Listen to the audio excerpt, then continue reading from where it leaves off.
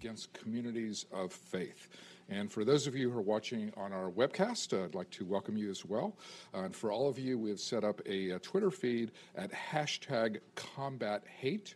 That's #CombatHate. So feel free to make any comments or outline your own views on the subject that we are going to be discussing today.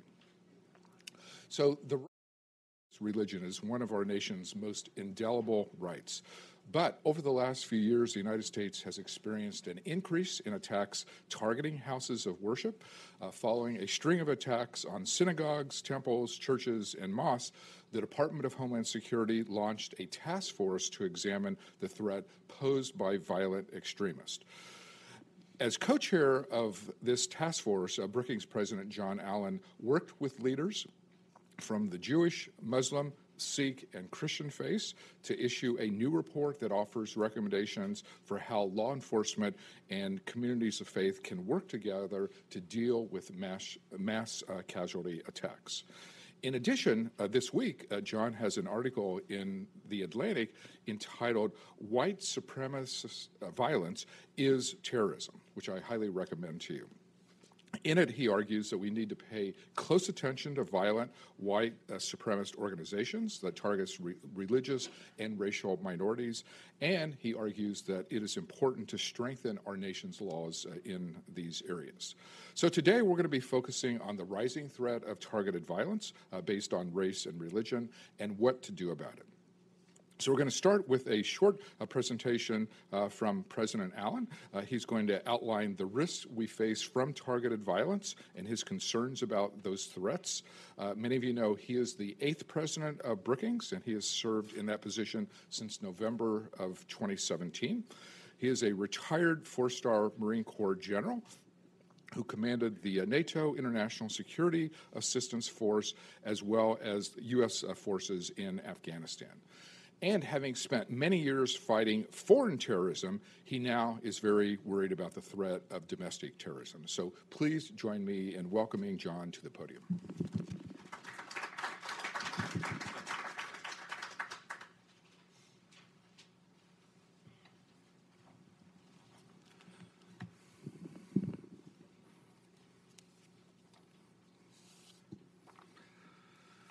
Darrell, thanks very much. Ladies and gentlemen, good afternoon. It is wonderful to welcome you all here to the Brookings Institution and to include those of you coming in via the webcast. We welcome you today to our event on the prevention of targeted violence against precious faith communities in the United States. We have an excellent panel that will be coming up in just a moment. But before that begins, I wanted to share a bit of my own experiences and my views on this issue. An issue I view as a true national security threat to the United States. Last month, I had the honor of testifying before the House Subcommittee on Intelligence and Counterterrorism regarding the topic of anti-Semitic violence. I have, in addition to my Brookings responsibilities, I've been a member of the Homeland Security Advisory Council, or the HASC, or the HSAC, I'm sorry, is how we call it, and have been specifically the co-chair of the Subcommittee on the Prevention of Targeted Violence Against Faith-Based Communities. It was in that capacity that I spoke of the threat our faith-based communities are facing today and the recommendations of our recent HSAC Subcommittee report. It was an important convening and conversation and a critical moment to highlight the urgency of this issue that we're discussing today. I know our panelists will do it justice in just a few moments, and I encourage you all to read that report, which is online at the Homeland Security Advisory Council. It's especially important at this moment. Now in Black History Month, I view it as crucial that we address the greater context of these issues and the conversations that describe them.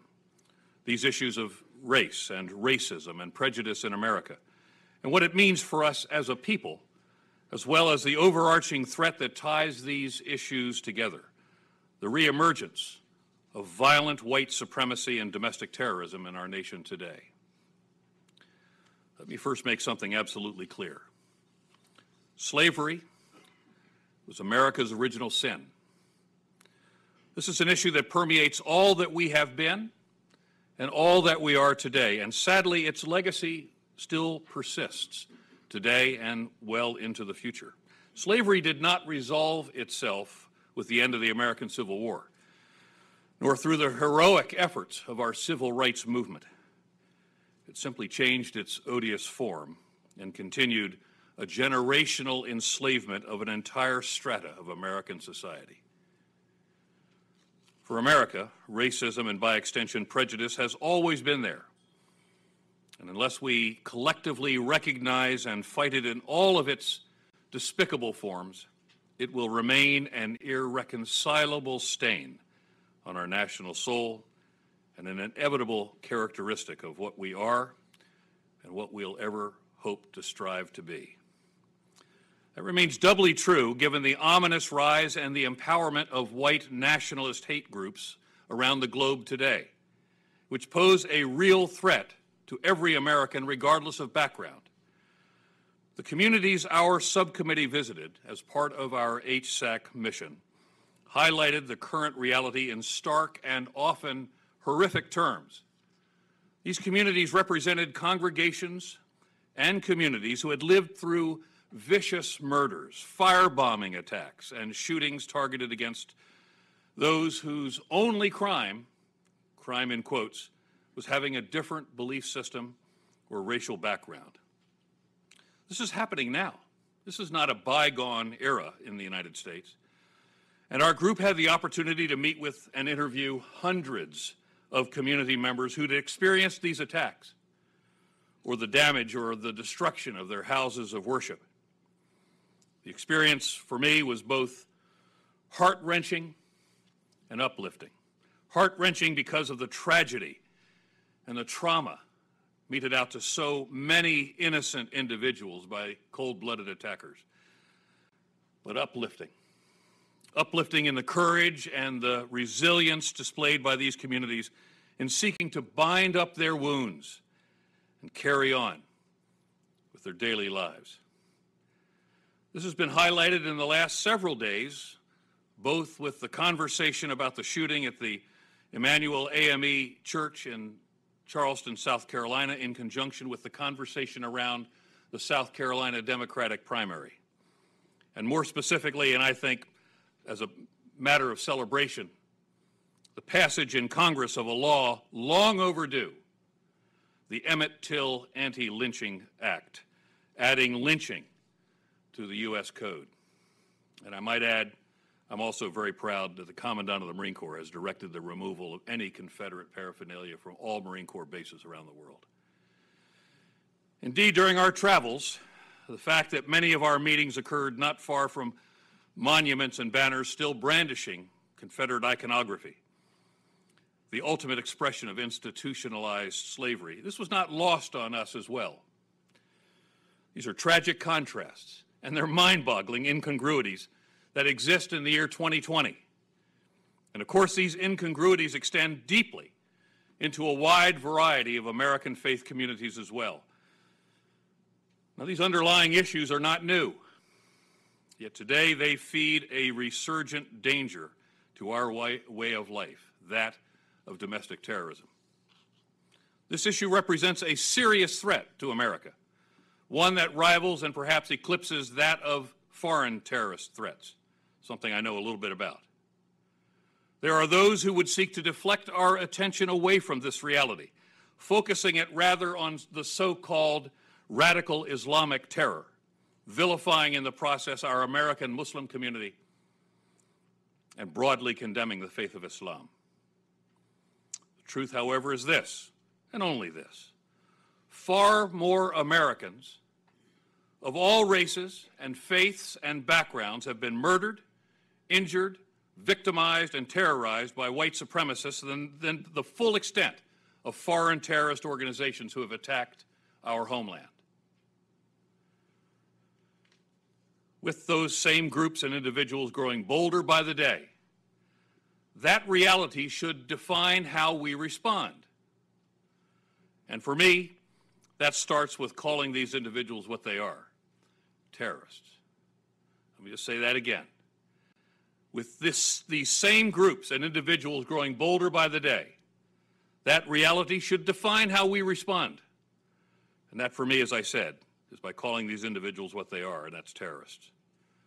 And right on schedule and right on cue, racists and xenophobes and white supremacists are terrorizing Asian Americans now, and our Asian guests and Asians around the world in response to the novel coronavirus. In the strongest possible terms, we must condemn these vile acts and declare our communities and our nation a safe haven against this behavior. Now, to draw a line back to our discussion today, however, in many cases, the diversity and the distinctiveness of any minority is manifested often in their houses of worship, and the reality that these communities gather on a regular, scheduled basis to worship in their own ways. This makes them a convenient target of domestic terrorists who both attack a faith, but also a unique and a cherished segment of our society. The subcommittee before which I testified was cited as having a bipartisan support focused on dealing with anti-Semitic violence. And I'm thankful for that truth. Yet at the same time, efforts to combat violence against those whose skin color is different than my own does not receive the same level of support in this country. It's simply unacceptable and directly linked to our collective inability to confront the legacy of slavery and widespread systematic prejudice in our nation. As a people, we simply cannot be outraged against one form of race-based hatred and violence and ambivalent about another one and another form of race-based hate and prejudice. We have to solve this as a people if we're going to go forward and leverage the great diversity of this country.